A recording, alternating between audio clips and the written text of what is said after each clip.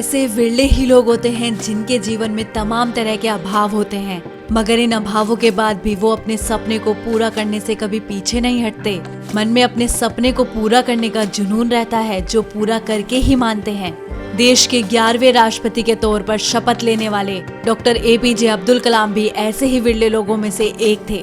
उनका बचपन का सपना तो पायलट बनने का था, मगर जब वो उसमें कामयाब नहीं हो पाए तो उन्होंने वैज्ञानिक बनने की ठानी। फिर वो ऐसे वैज्ञानिक बने कि उनके नाम के आगे ही मिसाइल मैन लग गया। अब आलम ये है कि मिसाइल मैन का जिक्र होते ही एक ही नाम जहन में आता है, वो है पूर्व राष्ट्रपति APJ अब्दुल कलाम। भारत के मिसाइल प्रोग्राम को ऊंचाइयों तक पहुंचाने में उनका योगदान अतुलनीय है। विज्ञान और वैज्ञानिकों के प्रति उनका लगाव ही था कि राष्ट्रपति रहते हुए भी वैज्ञानिक उनके इस बाबत सलाह लेते थे और वो इसमें दिलचस्पी भी लिया करते थे।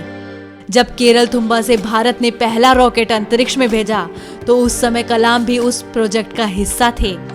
विक्रम साराभाई ना ही उनके सिर्फ बॉस थे बल्कि उनके गुरु भी थे। वो अपना काम के अलावा उनके बालों के स्टाइल को लेकर भी पूरी दुनिया में पहचाने जाते थे।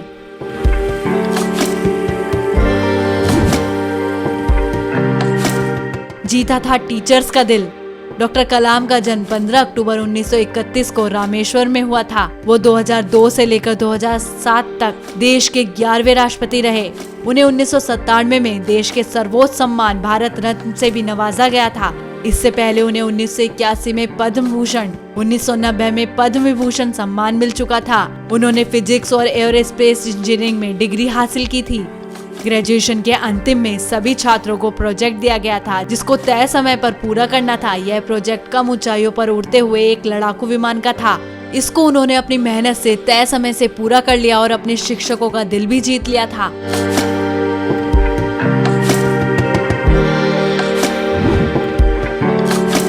फाइटर पायलट बनने का सपना। उस दौरान उनके मन में हवा में उड़ने का सपना था और उन्होंने फाइटर पायलट बनने का फैसला लिया। लेकिन फाइटर पायलट बनने के लिए जो टेस्ट हुआ उनमें उनका 9वां रैंक आया था, जबकि 8वें रैंक तक ही लोगों को ही इसके लिए लिया जाता था। वो पल ऐसा था जब उनको बहुत निराशा हुई, लेकिन उन्होंने इस निराशा को अपने ऊपर हावी नहीं होने दिया और वैज्ञानिक बनने की ठानी।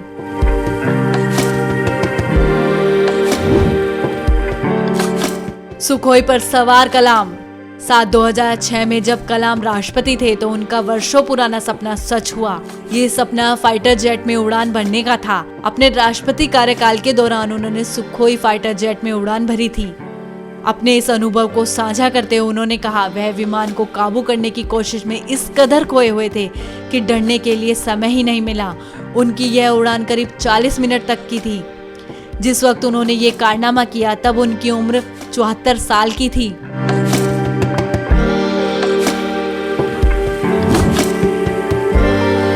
ऐसे बीते थे आखिरी पल।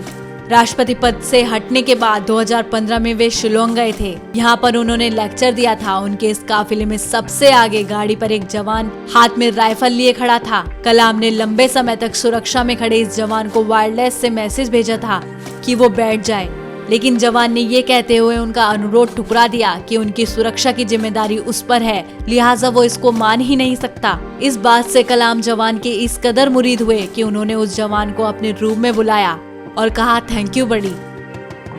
यह उस जवान के लिए एक अनमोल तोहफे से कम नहीं था। कलाम को 27 जुलाई को IIM शिलोंग में क्रिएटिंग ए लिवेबल प्लेनेट पर लेक्चर देना था। इसी लेक्चर को देते हुए वो गिर पड़े, जिसके बाद उन्हें अस्पताल लाया गया जहां उनको मृत घोषित कर दिया गया।